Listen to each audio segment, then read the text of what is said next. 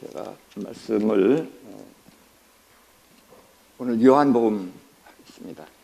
요한복음 19장 30절까지인데 나눠서 읽도록 하겠습니다. 요한복음 19장 1절부터 16절 한 목소리를 봉독하십니다. 이에 빌라도가 예수를 데려다가 채찍질하더라. 군인들이 가시나무로 관을 엮어 그의 머리에 씌우고 자색옷을 입히고 앞에 가서 이르되 유대인의 왕이여 평안할지어다 하며 손으로 때리더라.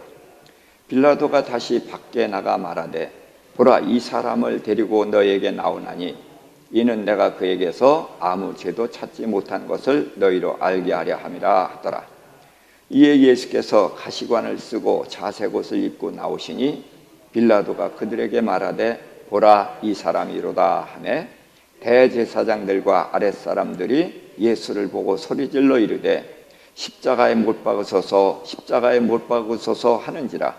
빌라도가 이르되 너희가 친히 데려다가 십자가에 못 박으라. 나는 그에게서 죄를 찾지 못하였노라. 유대인들이 대답하되 우리에게 법이 있으니 그 법대로 하면 그가 당연히 죽을 것은 그가 자기를 하나님의 아들이라 함이니이다. 빌라도가 이 말을 듣고 더욱 두려워하여 다시 관정에 들어가서 예수께 말하되 너는 어디로부터냐 하되 예수께서 대답하여 주지 아니하시는지라. 빌라도가 이르되 내게 말하지 아니하느냐? 내가 너를 놓을 권한도 있고 십자가에 못 박을 권한도 있는 줄을 알지 못하느냐? 예수께서 대답하시되 위에서 주지 아니하셨더라면 나를 해할 권한이 없었으리니 그러므로 나를 내게 넘겨준 자의 죄는 더 크다 하시니라. 이러함으로 빌라도가 예수를 놓으려고 힘썼으나 유대인들이 소리질러 이르되 이 사람을 놓으면 가이사의 충신이 아니니이다. 무릇 자기를 왕이라 하는 자는 가이사를 반역하는 것이니이다. 빌라도가 이 말을 듣고 예수를 끌고 나가서 돌을 깐 가바다라 한 곳에 이르러 있는 재판석에 앉아 있더라. 이날은 6월절의 준비일이요 때는 육시라.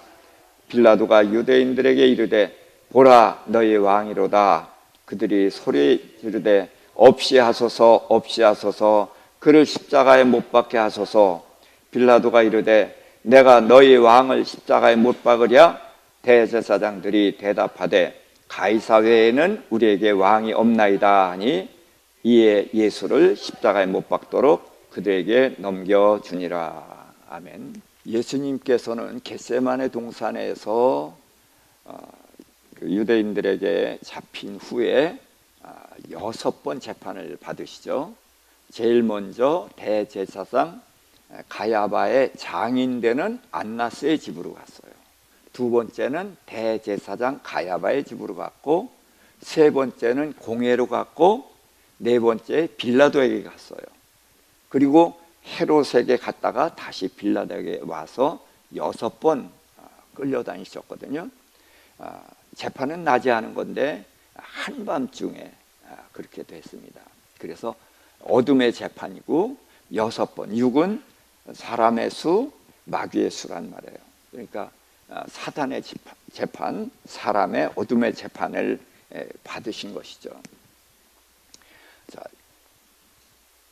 빌라도에게 이제 고소를 했어요. 그래서 제가 유대인의 왕이라고 했다.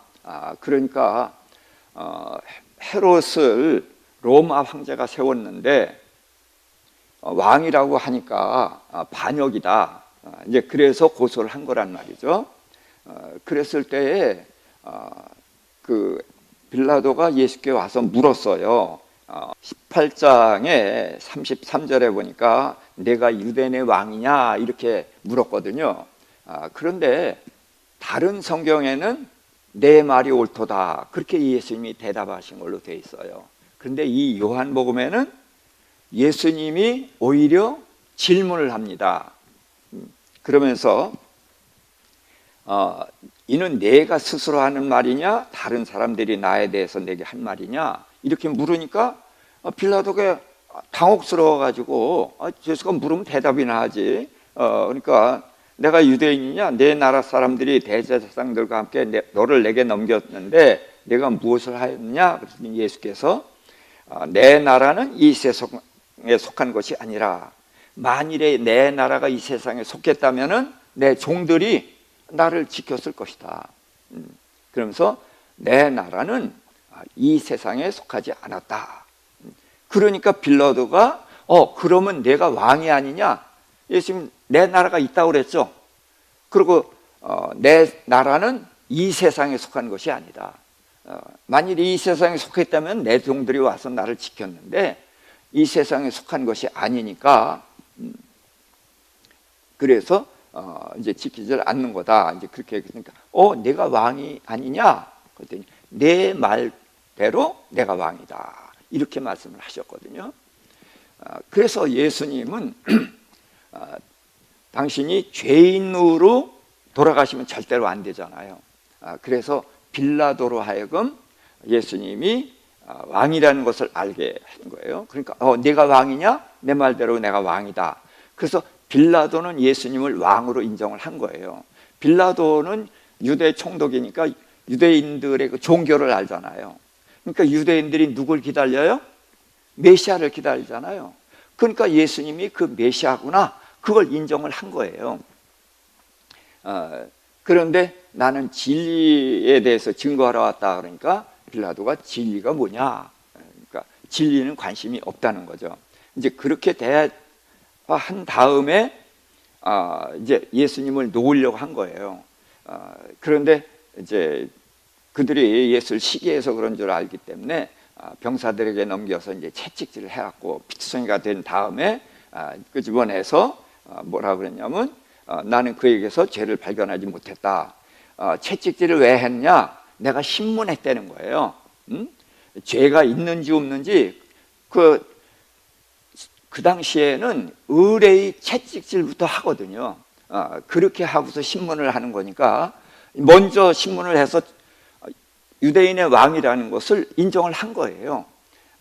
그런데 그냥 내줄 수가 없으니까 채찍질을 했고 내가 채찍질을 해보니까 죄가 없더라. 그래서 이제 그에게 죄를 찾지 못했다 그랬거든요. 그랬더니 대제사장들이 십자가에 못 박으라고 이제 외치니까 나는 그에게서 죄를 찾지 못했다. 그래서 죄가 없다는 말을 3번을 한 거예요. 그러니까 재판관이 죄가 없다 3번을 했으면 무죄죠. 그러니까 방면을 하려고 애를 쓰는데 그들이 우리 법대로 하면 저는 꼭 죽어야 됩니다. 근데 그게 뭐냐면 자기를 뭐라고 그랬어요? 하나님의 아들이라고 했기 때문에 죽여야 된다는 거예요. 그러니까 유대인들 바리새인이나 제사장들이나 이 사람들은 예수님이 하나님의 아들이라는 말을 들었지만 믿었어요? 안 믿었어요? 안 믿었어요. 근데 빌라도에게 이 말을 하니까 빌라도가 깜짝 놀랍니다. 놀라가지고 들어가서 예수님한테 묻는 거예요. 너는 누구냐? 응? 그렇게 묻죠. 그래서 대답을 안 해준단 말이에요. 너 어디로부터냐? 그러니까 하나님의 아들이니까 하늘부터 왔느냐? 그걸 묻는데 대답을 안 해주는 거예요. 그러니까 내가 너를 놓을 수도 있고 너를 죽일 수도 있는 권한이 나한테 있는데 왜 대답을 안 하느냐? 그러니까 답답하니까 그렇게 말했죠. 그때 11절에 뭐라고 그랬어요? 위에서 주지 않았다면 너는 나를 해할 권세가 없다. 그러므로 나를 내게 넘겨준 사람들의 죄가 더 크고 너도 죄가 있다. 이제 그렇게 말하는 거예요. 그러니까 빌라도는 예수를 놓으려고 애를 씁니다. 그러니까 유대인들은 메시아를 기다리고 있죠. 메시아를 기다리고 있는 사람들은 내가 메시아다 그랬을 때 그걸 정말 전혀 믿질 않았는데 이 빌라도는 유대인들이 하나님의 아들이라고 했다는 말을 듣고서는 굉장히 두려워한단 말이에요. 그러니까 그는 유대인들보다는 예수님 말을 훨씬 더 믿은 것이죠. 물론 이제 그 믿은 대로 이제 살지는 못했지만 그래서 놓으려고 애를 씁니다. 그런데 그들이 이 빌라도의 약점을 알죠. 그래서 이 사람을 놓으면은 가이사의 충신이 아닙니다. 그래서 가이사의 충신이 아니다 그러면은 목이 위태롭잖아요. 그러니까 그를 끌고 나서 이제 정식 재판을 하는 거예요. 자, 14절에 보니까 때는 몇 시라고 그랬습니까? 6시. 6시면 우리 시간으로 몇 시죠? 12시. 그러면 빌라도의 뜰에 12시에 있으면은 예수님은 언제 십자가에 달리셔요?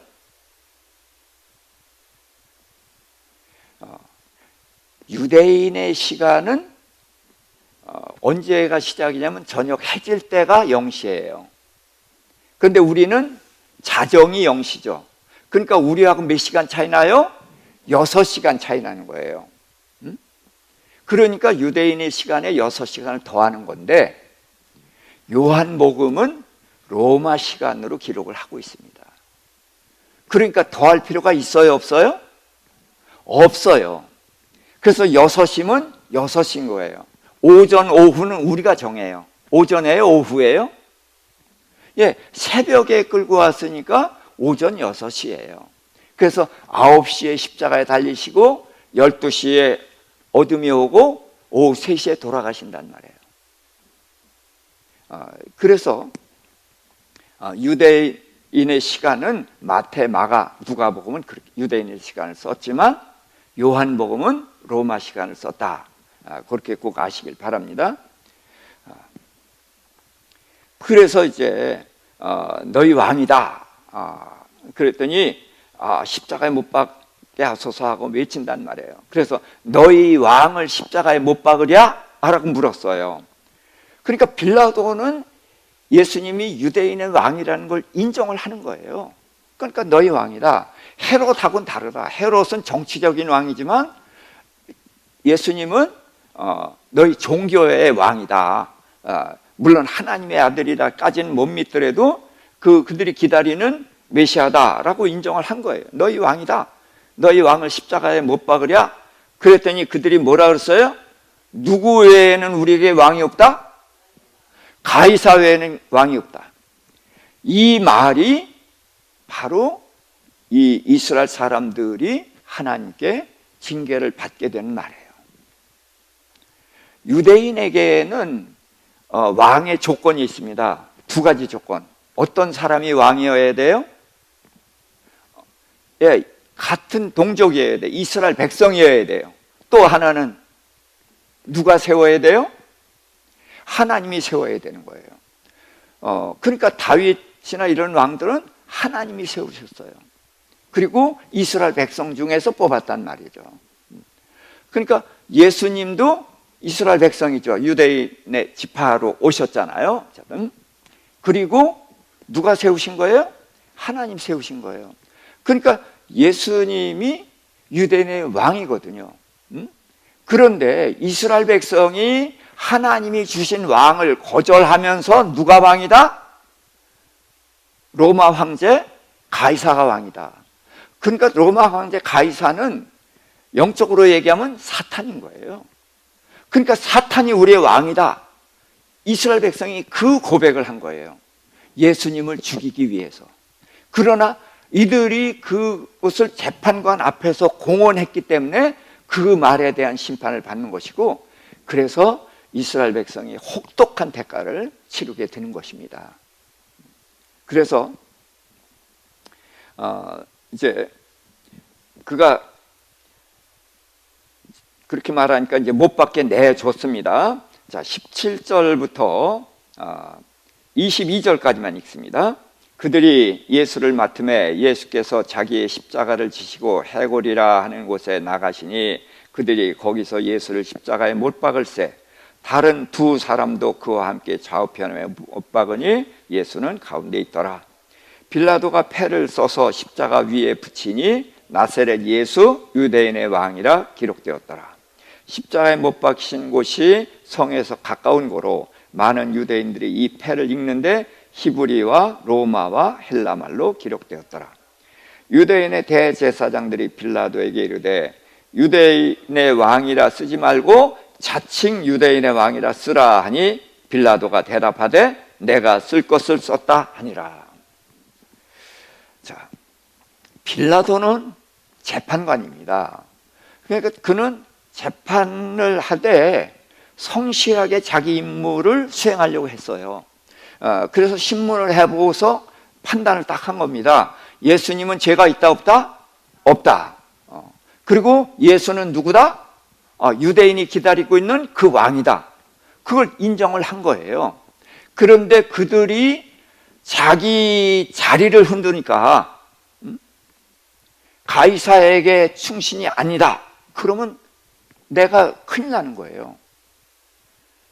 그리고 또 그들이 가이사가 우리의 왕이다라고 말한단 말이에요.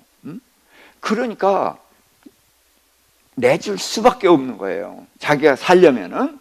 그래서 내주긴 하되 예수를 유대인의 왕 이렇게 기록을 한 것입니다.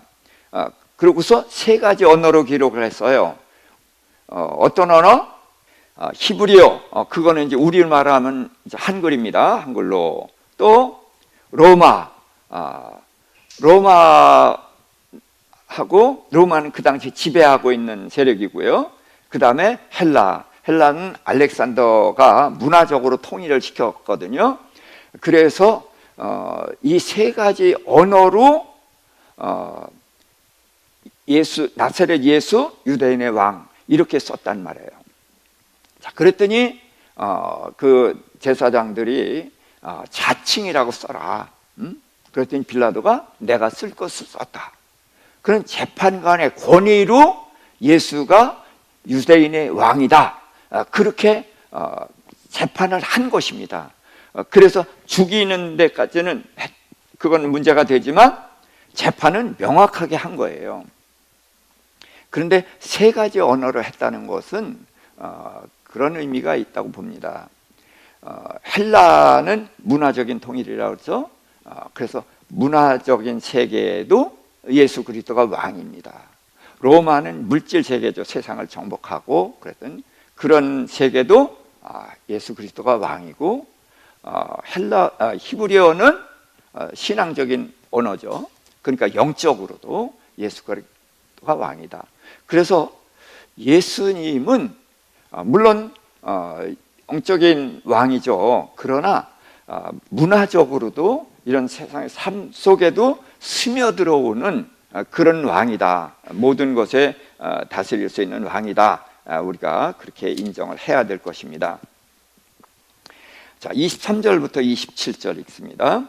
군인들이 예수를 십자가에 못 박고 그의 옷을 취하여 네 깃에 나눠 각각 한 깃씩 얻고 속옷도 취하니 이 속옷은 호지 아니하고 위에서부터 통으로 짠 것이라. 군인들이 서로 말하되 이것을 찢지 말고 누가 얻나 제비 뽑자 하니 이는 성경에 그들이 내 옷을 나르고 내 옷을 제비 뽑나이다 한 것을 응하게 하려 함이로라. 군인들은 이런 일을 하고 예수의 십자가 곁에는 그 어머니와 이모와 글로바의 아내 마리아와 막달라 마리아가 섰는지라. 예수께서 자기의 어머니와 사랑하신 제자가 곁에 서 있는 것을 보시고 자기 어머니에게 말씀하시되 여자여 보소서 아들이니이다 하시고 또 그 제자에게 이르시되 보라 내 어머니라 하신대 그때부터 그 제자가 자기 집에 모시니라. 아멘. 자, 예수님이 옷을 겉옷과 속옷을 입고 있었어요. 그런데 겉옷은 그들이 어떻게 했어요? 겉옷은 넷으로 나눠 가졌어요. 그리고 속옷은 통으로 짠 옷입니다. 원피스 같은 옷인 거예요. 그 옷은 그냥 벗겨가지고 제비 뽑자. 그래갖고 제비 뽑아서 나눠 가졌는데 이것은 시편에 기록된 말씀대로 예수님이 어떠한 수모를 당할 것인지 기록된 대로 이제 된 것이죠. 시편 22편 18절에 있는 말씀인데요. 자, 그리고 근데 예수님이 호지 않은 통옷, 통으로 짠 옷 이것을 입었다. 그런데 이 통으로 짠 옷이 뭐냐? 이것은 제사장의 옷입니다. 그래서 예수님은 제사장의 옷을 입고 그래서 제사장으로 죽으신 거예요. 자, 예수님은 그리스도죠? 예, 그리스도가 무슨 뜻? 기름 부음을 받은 자. 누구에게 기름을 부어요? 왕, 제사장, 선지자. 그래서 예수님은 산상수훈부터 쭉 가르쳤어요. 그러니까 직분이 뭐예요? 선지자예요. 그런데 마태복음 16장 16절에서 베드로가 주는 그리스도시요 하나님의 아들입니다. 그랬더니 예수님이 내가 이 반석 위에 교회를 세우리라. 그래서 음부의 권세가 이기지 못하리라 하면서 뭘 말씀하셨어요? 죽었다가 살아날 것을 말씀하신 거예요. 그럼 죽었다가 살아나시는 직분이 뭐예요? 세 가지 직분 중에 제사장이에요. 근데 죽었다 살아나는 게 왜 제사장이냐? 예수님은 제사장으로 제물을 드리는데 양으로 드렸어요? 뭘로 드렸어요? 자기 몸을. 그때 예수님의 이름이 뭐예요? 양. 무슨 양? 세상 죄를 지고 가는 어린 양. 누구에게 세상 죄를 물려받았어요? 침례 요한에게 침례 받을 때에 세상 죄를 받았잖아요. 그래서 세상 죄를 지을 때에 하늘이 열리고 성령이 임하시고 이는 내 사랑하는 아들이요 기뻐하는 자다, 그렇게 하셨잖아요. 그래서 예수님이 죽었다가 살아날 것을 말씀하신 것은 제사장의 직분을 말씀하신 거예요. 자기 몸으로 단번에 완전한 제사를 드리는 제사장이란 말이에요. 그래서 통옷을 입은 것은 제사장의 옷을 입으신 거고, 그래서 제사장으로 자기 몸을 제물로 제사를 지낸 것입니다. 자, 그리고 21장에서는 마태복음 21장에서는 나귀를 타고 들어가시거든요. 직분이 뭐예요? 네, 왕이에요. 그래서 예수님의 이렇게 생애를 보면 특히 마태복음에 아주 명확하게 나와 있거든요. 그래서 선지자 사역을 하다가 제사장으로 또 왕으로 그 직분을 이렇게 드러냈습니다. 그래서 여기서 통으로 짠 옷을 입은 것은 자기의 몸을 제물로 드리는 그런 제사장으로 죽으신 것입니다. 그래서 통옷을 제사장의 옷을 입은 것인데, 자, 근데 마리아와 요한이 거기 있었어요. 근데 예수님이 어머니 마리아를 보고 뭐라고 했습니까? 여자여 보소서 아들이니이다. 그래서 자기 어머니를 여자라고 불러요. 그러니까 한동안은 그렇게 얘기했어요. 여자가 뭐냐? 어머니를 높이는, 존경해서 부르는 말이었다. 그렇게 저도 그렇게 배우고 그랬었어요. 그런데 예수님은 마리아뿐만이 아니라 사마리아 수가성 여인 보고도 여자요 그랬고, 간음하다가 잡혀온 여인에게도 여자요 그랬고, 막달라 마리아에게도 여자요 그랬어요. 그러니까 예수님에게는 어머니 마리아나 다른 여자 마리아나 똑같이 여자예요. 근데 요한에게는 뭐라 그랬어요? 요한에게 보라 내 어머니라 그랬어요. 그럼 요한에게도 내 여자다 그래야 될 거 아니에요. 그렇죠? 그러니까 요한에게 어머니라고 하면서 예수님은 여자라고 했어요. 왜 그러셨죠? 예수님이 누구의 후손으로 오신 거예요? 여자의 후손으로 오신 것을 말씀을 하시는 거예요. 그래서 창세기 3장 15절에서 아담과 하와가 범죄하자마자 여자의 후손을 보내실 것을 말씀하셨고, 여자의 후손이 오셔서 해결하는 게 뭐예요? 죄를 해결하는 거거든.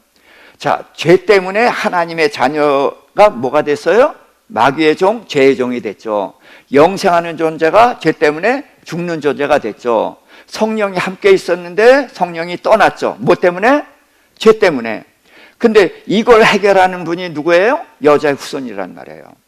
그러니까 예수님은 여자의 후손으로 오셔서 십자가상에서 죄를 해결했어요. 그래서 우리가 다시 마귀의 종이었고 죄의 종이었는데 다시 하나님의 자녀가 되잖아요. 그렇죠? 그래서 막달라 마리아에게 너는 내 형제들에게 가서 그랬어요. 그 형제가 바로 제자들이란 말이죠. 근데 예수님이 부활하신 후에 형제라고 한 것은 십자가에서 죄를 해결했기 때문에 형제가 된 것이란 말이에요. 그 다음에 저녁 때 제자들에게 나타나서 그 아버지께서 나를 보낸 것 같이 나도 너희를 보내노라 하면서 뭘 받으라?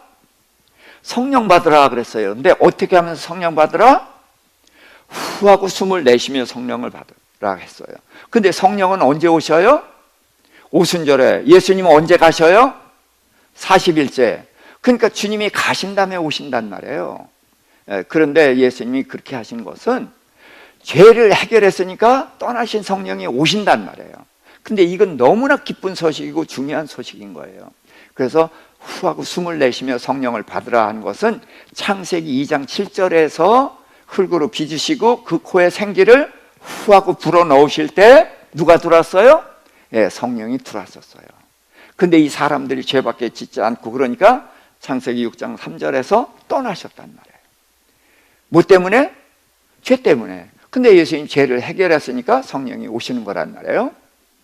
자, 그래서 예수님은 여자의 후손으로 오셨기 때문에 여자여라고 부르시는 것입니다.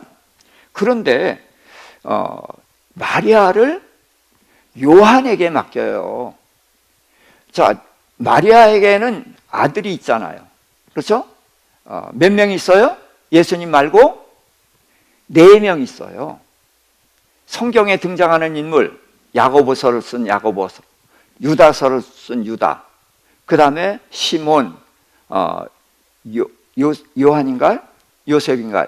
그렇게 해서 4명의 아들들이 있단 말이에요. 그런데 아들들이 있는데 아들이 모시는 게 좋아요?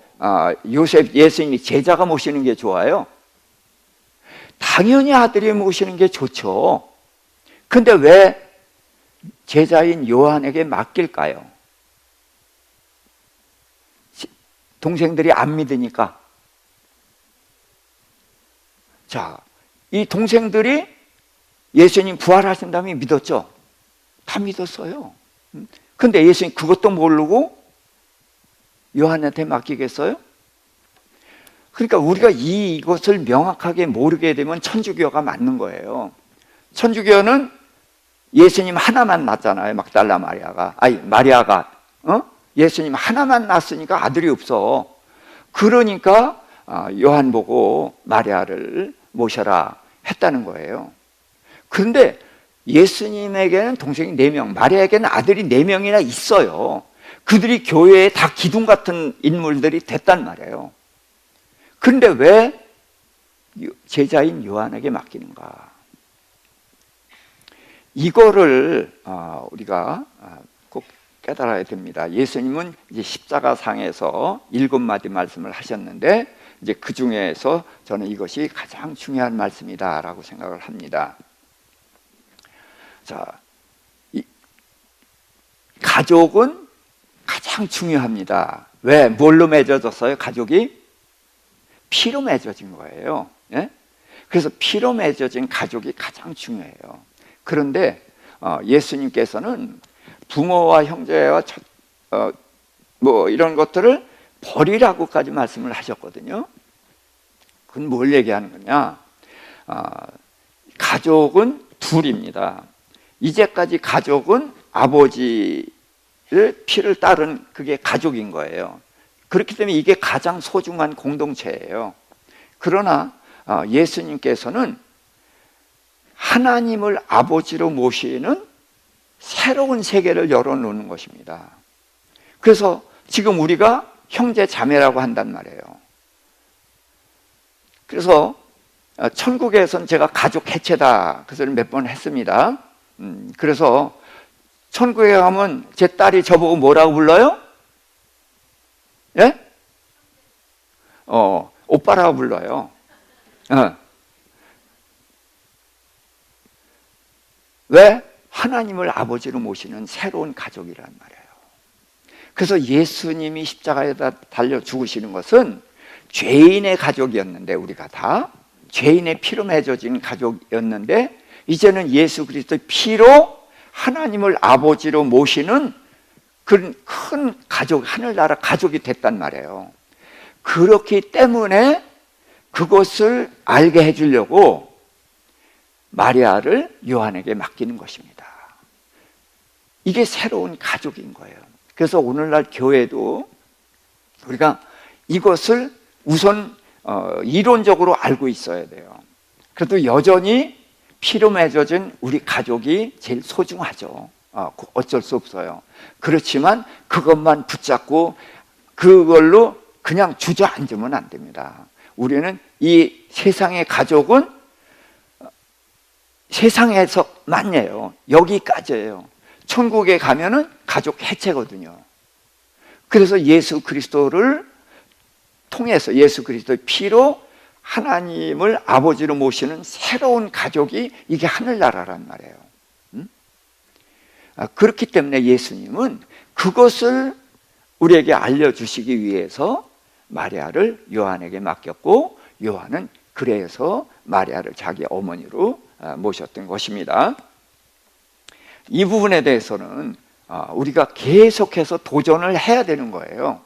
그래서 내 가족을 사랑하고 그러는 것에서 안주하지 말고, 그렇다고 내 가족을 해체하고 그러려는 거 아니에요. 내 가족 소중한 것은 알고 더 아끼고 사랑해야 되지만 가족의 범위를 교회로 넓혀야 된다.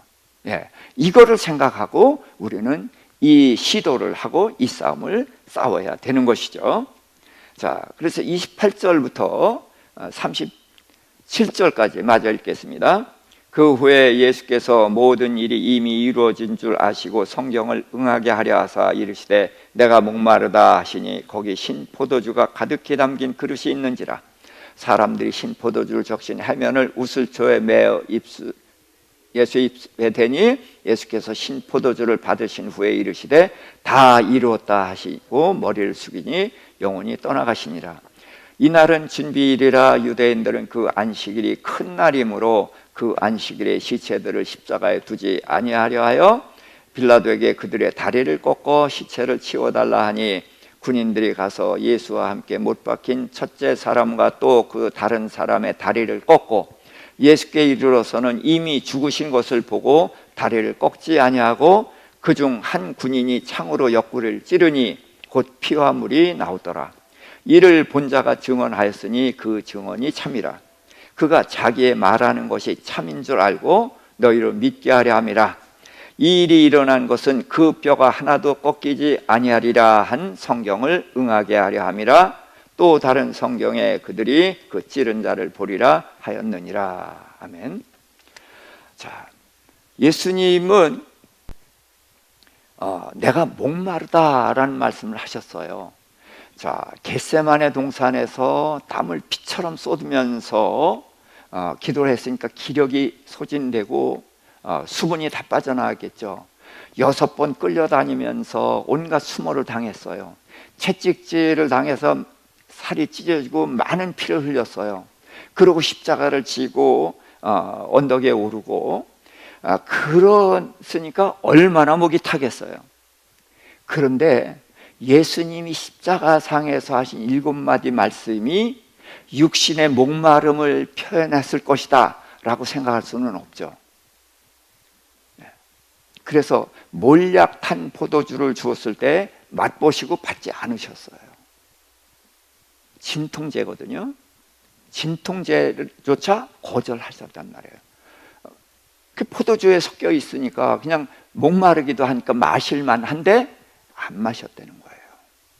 그러면 예수님의 목마름은 뭐냐? 예수님은 누가복음에 보면 이런 말씀이 있어요. 내가 불을 던지러 왔노라.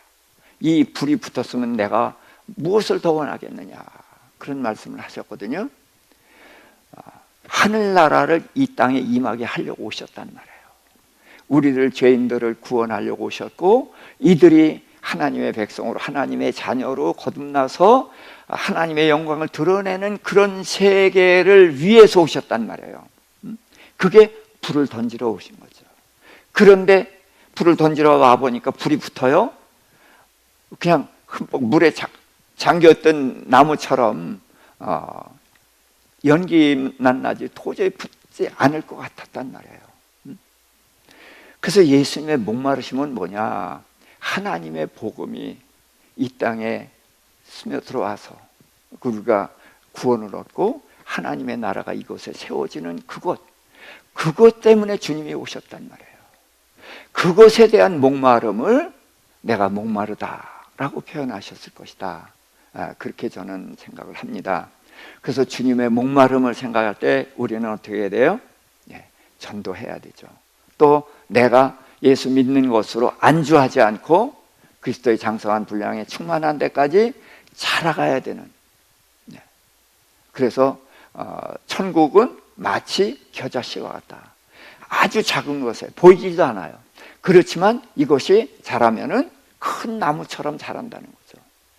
그렇게 자라길 기대하는 것이고, 또 누룩처럼 작지만 적은 누룩이 들어가면은 온 덩어리를 다 변화시키죠. 그래서 우리가 죄인이 의인으로 온전히 변화되는 그거에 대한 목마름, 그런 주님의 목마름을 생각하고 우리가 열심을 내야 되지 않겠나, 그런 생각을 해봅니다. 그리고서 이제 다 이뤘다. 이제 그리고서 돌아가셨어요. 영원히 떠나가셨어요. 그때 이제 그 다음 날이 무슨 요일이죠? 유대인의 뭐죠? 안식이래요. 그럼 요일은 토요일입니다.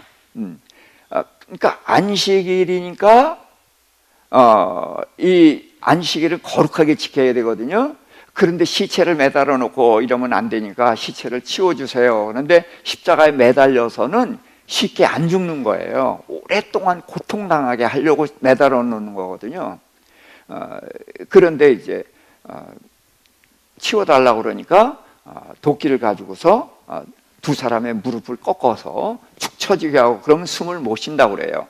그래서 이제 숨지게 해서 그러는데, 예수님께 와보니까 이미 돌아가신 거예요. 그러니까 뼈를 꺾지 않고 창으로 옆구리를 푹 찔러갖고 물과 피를 쏟으셨거든요. 그런데 이게 어떻게 된 거냐? 뼈가 상하지 않으리라, 뼈를 꺾이지 않는다는 것이 이루어진 거라는 거예요. 그래서 이제 출애굽기 12장에 보면은 6월절이 나오잖아요. 그래서 6월절 여러 가지 규례가 나오는데 뼈를 꺾지 말라. 양고기를 먹는데 뼈를 꺾지 말라 그랬어요. 근데 예수님이 6월절 왕이잖아요.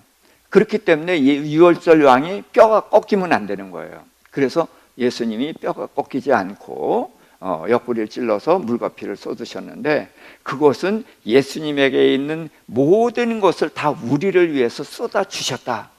우리는 그렇게 그걸 받아들입니다. 그래서 뼈가 꺾이지 않는다는 것은 하나님의 뜻, 예수님은 말씀이잖아요.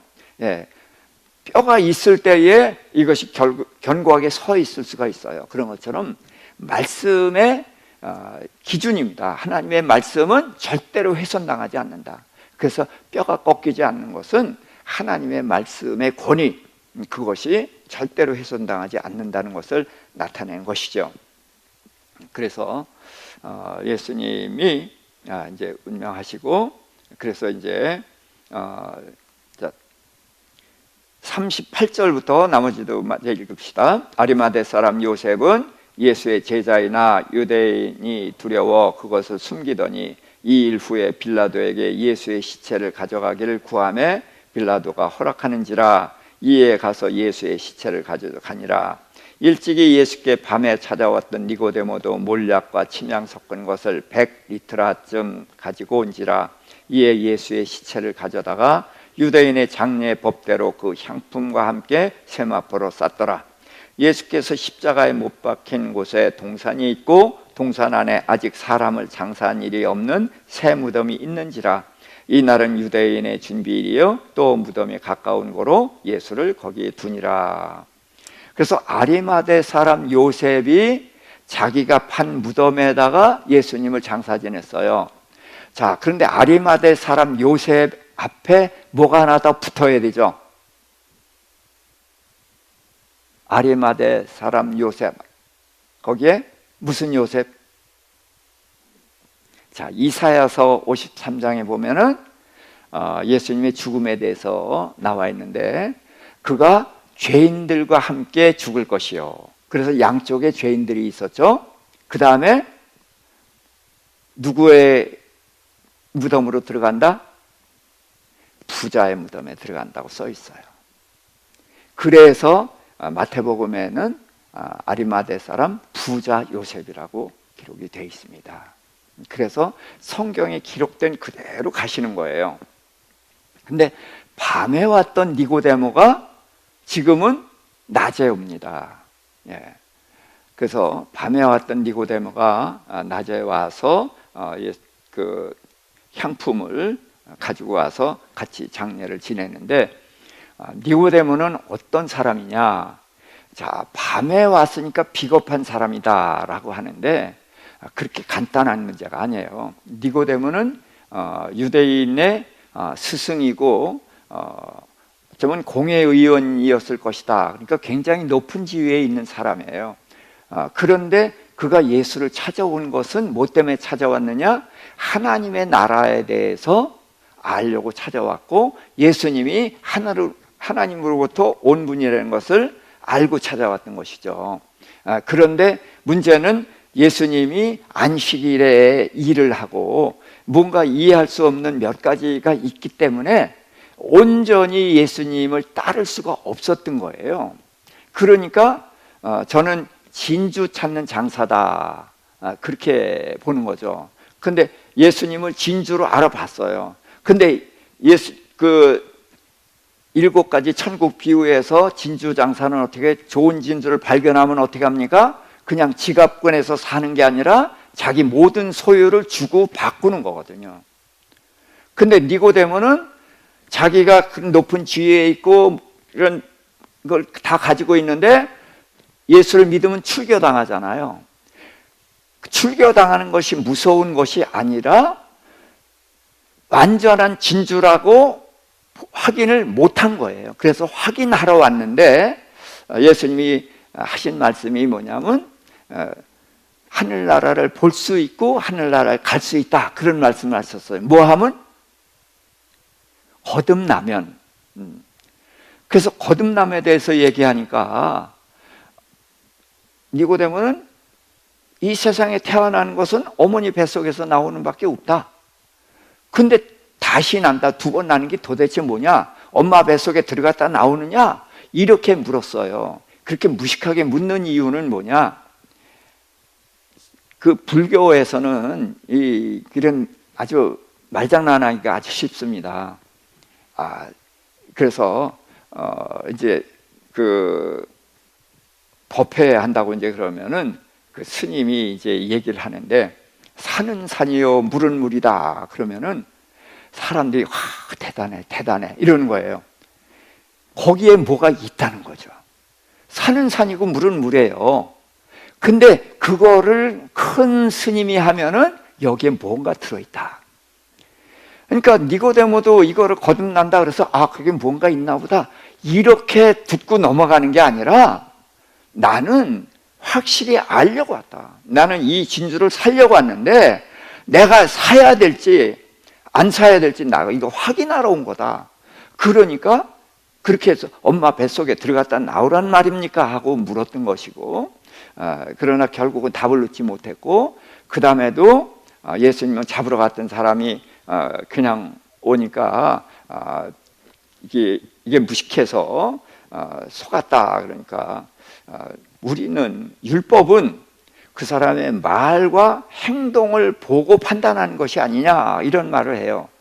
그러니까 니고데모는 뭐 하고 있는 거예요?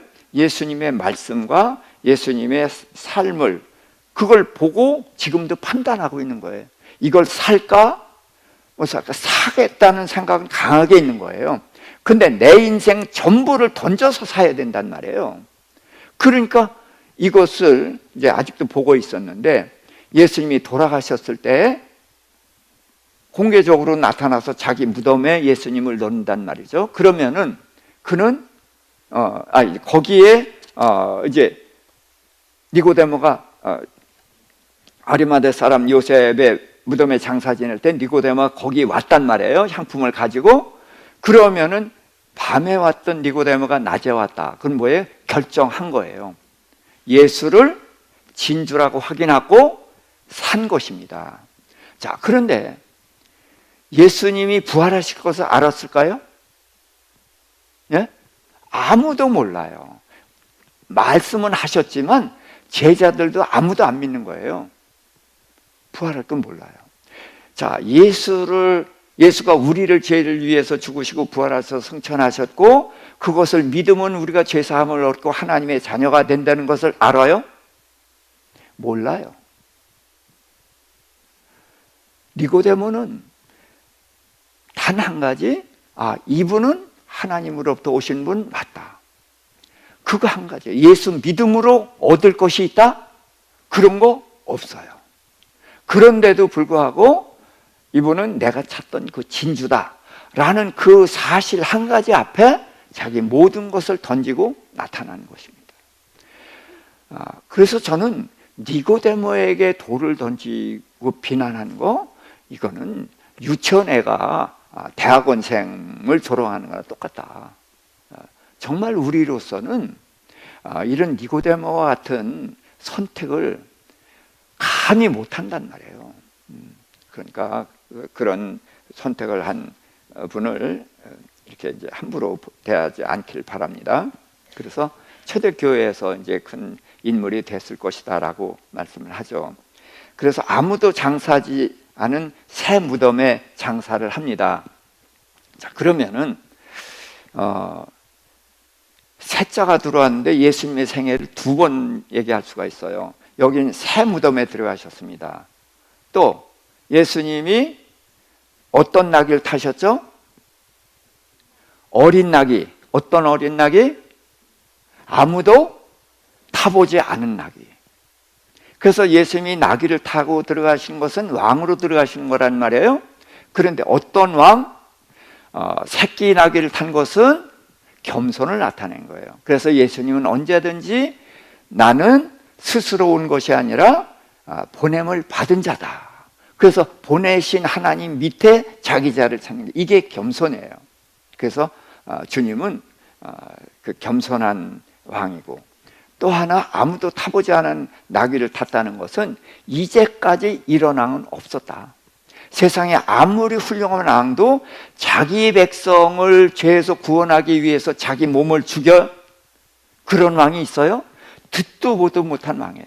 그래서 이사야서 53장 앞에 52장에 보면 그런 말씀을 했습니다. 전에는 그의 모습으로 인해서 그가 이제 십자가에 달려 죽고 이러는 겁니다. 그 수모를 인해서 우리가 이제 굉장히 충격을 받아요. 그러나 그 후에는 모두 놀래리니 왕들이 입을 다 봉할 것이요. 그랬어요. 왜? 왕들은 다 자기가 훌륭한 왕이라고 생각을 한단 말이에요. 근데 내가 훌륭한 왕이다 라고 했었는데 예수님에 대한 얘기를 듣고 보니까 그 앞에서 입 뻥끗 할 수 있어요, 없어요? 그래서 입을 봉한다는 거예요. 그래서 아무도 타보지 않은, 그래서 나귀를 탄 것은 이 세상에 없는, 듣도 보도 못한 왕의 등장을 말하는 것이고요. 여기서 새 무덤, 뭐냐, 모든 무덤은 시신이 들어가서 썩죠.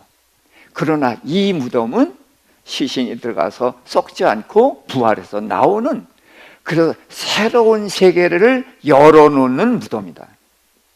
예수님 혼자만이 부활하신 것이 아니라 예수님이 시체로 들어가서 부활해서 나온 것처럼 우리도 다 죽지만 나중에 부활해서 나올 것을, 우리의 문을 열어놓으신 그런 무덤인 것입니다. 그래서 새 무덤이라는 이 말은 가볍게 그냥 아무도 장사 지내지 않은 깨끗한 무덤, 그런 개념이 아니라 시체가 들어갔지만 부활해서 나왔고, 그리고 또 우리도 부활해서 나오는 길을 여시는 그런 예수님의 행적이다, 이렇게 이해할 수 있기를 바랍니다. 그래서 말씀을 정리하겠습니다. 예수님은 자신이 유대인의 왕으로 죽어야 되기 때문에 빌라도를 가르쳐서 내가 유대인의 왕이구나, 그래서 내 말과 같이 내가 왕이다, 그렇게 말씀을 하셨어요. 그렇게 해서 빌라도로 하여금 온당하게 재판을 하게 했고요. 그러면서 예수님께서는 그 외엔 대답을 안 합니다. 그래서 네가 어디서부터 왔느냐, 하나님의 아들이냐 그렇게 물어도 일체 대답을 안 해줘요. 그래서 예수님은 그들이 재판하는 데 필요한 말씀만 하지 그 외에는 말씀 안 하셨다. 그래서 빌라도는 예수님을 나사렛 예수 유대인의 왕이라고 써서 예수님이 유대인의 왕인 것을 재판관으로서 인정을 했던 것입니다. 그리고서 이제 예수님은 그 제사장의 옷을 입었죠. 그래서 예수님은 제사장으로 자기 몸으로 단번에 완전한 제사를 드렸다. 그래서 예수님이 죽으시는 것은 제사장으로 죽으신 것이다. 그래서 완전한 제사를 드렸고요. 그리고 이제 마리아를 요한에게 맡기는 것을 통해서 이제는 새로운 가족, 하나님을 아버지로 모시는 이 하늘나라 가족을 이걸 열어놓으셨다. 그것을 우리에게 깨우쳐 주셨기 때문에 우리가 우리 교회 우리 성도들이 우리의 가족이다, 형제 자매다. 이게 호칭만이 아니라 정말 내 피로 맺어진 가족보다 오히려 더 귀한 가족이거든요. 이 가족은 천국까지 영원히 같이 가는 가족이란 말이에요. 그러니까 우리의 의식을 자꾸 설득을 해서 교회 성도가 내 가족이다, 그렇게 나를 설득을 해서 가족으로 성도들 대할 수 있기를 부탁을 드립니다. 그리고서 예수님이 뼈가 꺾이지 않았다는 것은 하나님의 뜻은 절대로 사람에 의해서 훼손당하지 않는다. 그래서 예수님이 다 이루었다라는 그 말씀도 뭐예요? 그 메시아에 대해서 기록된 모든 말씀을 예수님 몸으로 다 이루어냈다는 거예요. 하나도 저기 빠진 것이 없이 온전히 다 이뤘다. 그렇게 했고, 그래서 이제 새 무덤에 들어가서 예수님이 이제 부활해서 나온 것처럼 이제 우리도 그 무덤에 들어가지만 부활해서 나와서 하늘나라에서 영원히 살 것을 우리가 기억하고 주님의 고난을 기억할 때 이런 은혜들을 마음에 새기면서 복된 시간 갖기를 주님으로 축복합니다.